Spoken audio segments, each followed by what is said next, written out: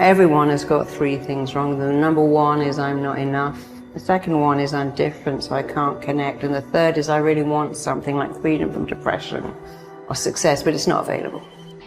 All of those things come from a feeling of emptiness inside because we're taught, oh, you feel a feeling?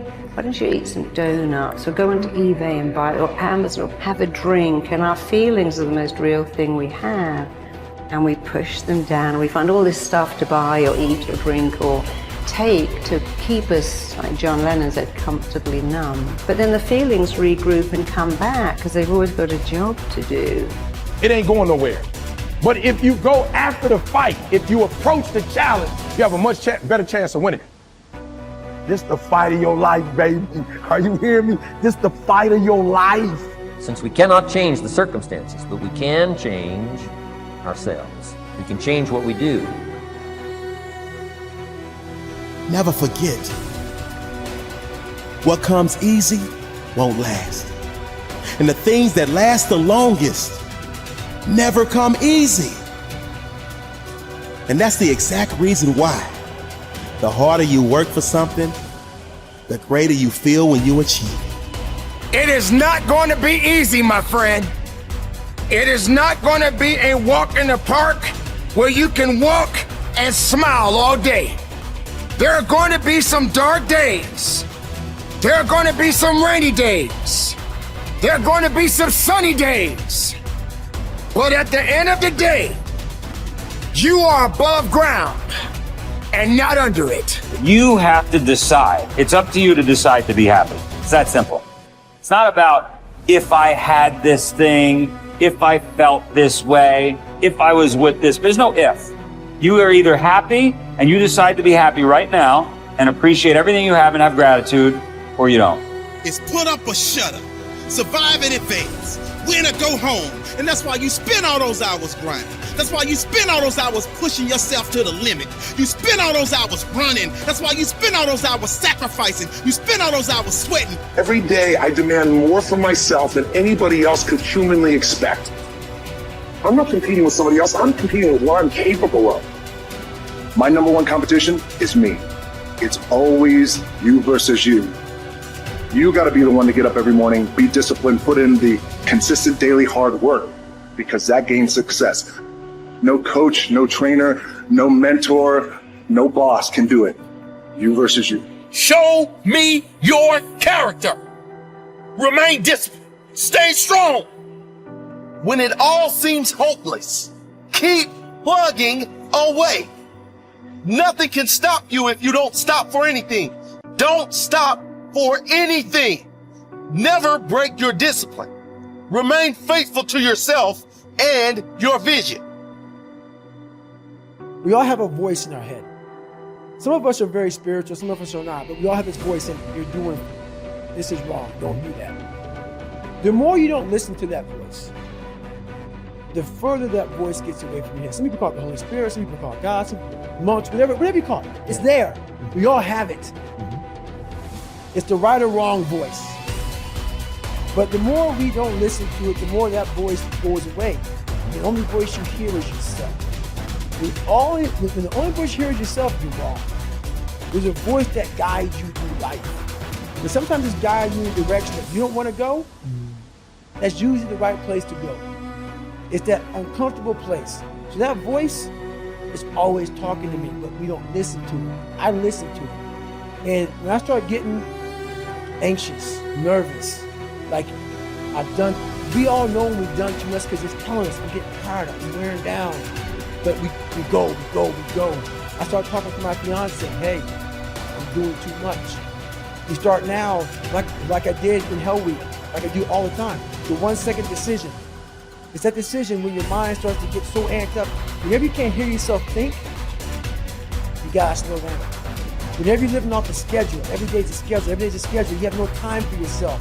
When you start, and we all know it, I don't have time for this anymore, I don't have time for that anymore. That's when your mind and your body are saying, think about it. I'm neglecting my fiance, I'm neglecting my disciplines of life, I'm neglecting my reading, my learning, my workouts, my diet. You start neglecting all of that. You neglect one of them, You can neglect all of them a long time.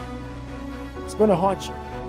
When you start seeing that, my God, I haven't eaten, I haven't been sleeping, it can only be one of those things to take you off. So I'm very aware of my eating, my sleeping, my disciplines of life. And I start to get too far away from them, it's a hard stop.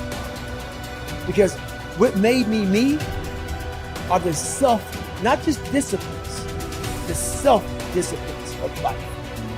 And those are always in front of you. If you have them, they're always in front of you. So that's my hard stop. Look yourself in the mirror sometimes and go, you know why I'm not happy?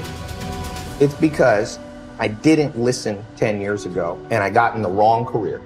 You know I'm not happy? Because I married the wrong damn person. It wasn't meant to happen. Yes, everything happens for a reason. You made a bad choice, but it didn't have to be that way. And the second you build up pain, and this, by the way, is not my opinion. If you talk to guys like Dr. David Buss, top 10 most cited psychologist in history, okay? He's one of my main mentors. He told me, I said, do adults change? Like, we do all this self-help videos and podcasts. I said, am I wasting my time?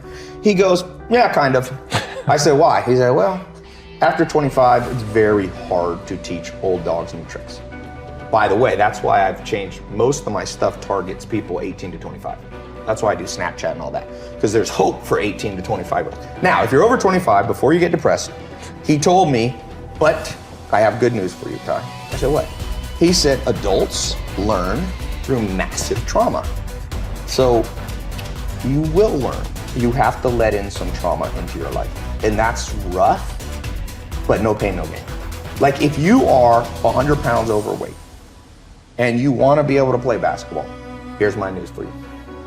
Everything happened for a reason. You got fat because you ate too much and you didn't exercise. So welcome to the gym. And the first year is going to be hell, but that pain, hopefully, will reprogram your brain that every time you want to eat that nasty thing, go, wait, I don't want to go through that pain. So I think one of the myths of society is we won't let pain in. We just excuse it all away. Like, no, that was meant to happen. Oh, you wasted 20 years of life married to the wrong person in the wrong career? No, it was meant to happen. Where's the people who go, you f***ed up, dude. You wasted 20 years and you will never get it back. You better go in your room and cry. And the truth is, you only learn as an adult. Unfortunately, most people can only change through massive trauma. Look back over your life and ask yourself, what activities, behaviors, or decisions have been most responsible for my success in life to date? You will probably find that less than 5% of the things that you have said or done have accounted for most of the success you have enjoyed. You may find that it was your unique ability to solve a particular kind of problem or to take advantage of a particular type of opportunity.